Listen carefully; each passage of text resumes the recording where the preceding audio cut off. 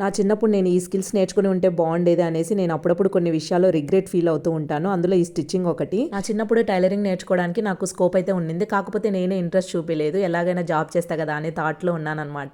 అందుకే ఓన్లీ చదువు మీద ఇంట్రెస్ట్ చూపించాను కానీ వేరే ఏ స్కిల్స్ కూడా నేను డెవలప్ చేసుకోలేదు. సో నాకు మ్యారేజ్ అయ్యి కిడ్స్ పుట్టిన తర్వాత నేను రియలైజ్ అయ్యాను మనకు లైఫ్లో చదువు ఎంత ఇంపార్టెంట్, స్కిల్స్ నేర్చుకోవడం కూడా అంతే ఇంపార్టెంట్ అని చెప్పేసి. ఒక్కోసారి మనం చదివిన చదువు యూజ్ అవ్వకపోవచ్చు, బట్ స్కిల్స్ నేర్చుకుంటే మనకి ఎప్పుడోసారి ఎలాగోలాగా యూజ్ అవుతాయి.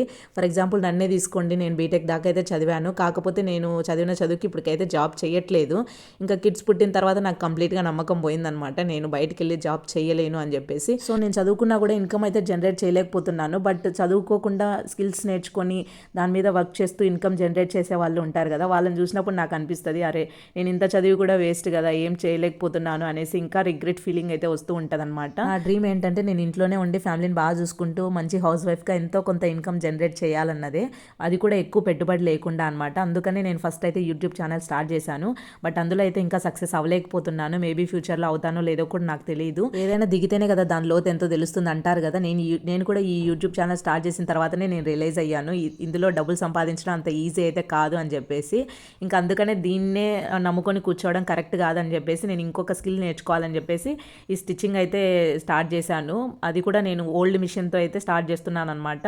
నాకు బేసిక్స్ అయితే తెలుసు, బట్ కటింగ్ అంత పర్ఫెక్ట్గా అయితే రాదు. నేను కూడా చూసి నేర్చుకోవాలి. ఇప్పుడు ఏది నేర్చుకోవాలన్నా ఆన్లైన్లో అన్నీ అవైలబుల్గా ఉన్నాయి కదా. సో నేను ఆన్లైన్లోనే చూసి నేర్చుకోవాలనుకుంటున్నాను. బయటికి వెళ్ళి నేర్చుకునే టైం లేదనమాట.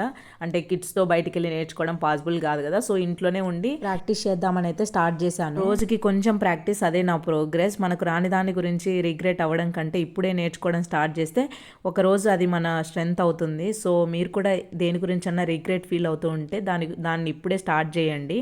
సో ఇక మీదటి నుంచి నా ఛానల్లో అప్పుడప్పుడు స్టిచ్చింగ్ వీడియోస్ కూడా వస్తాయి. అంటే స్టిచ్చింగ్ ఎలా చేశానో అని కాదు, ఏం కుట్టానో చూపిస్తాను. Bye bye.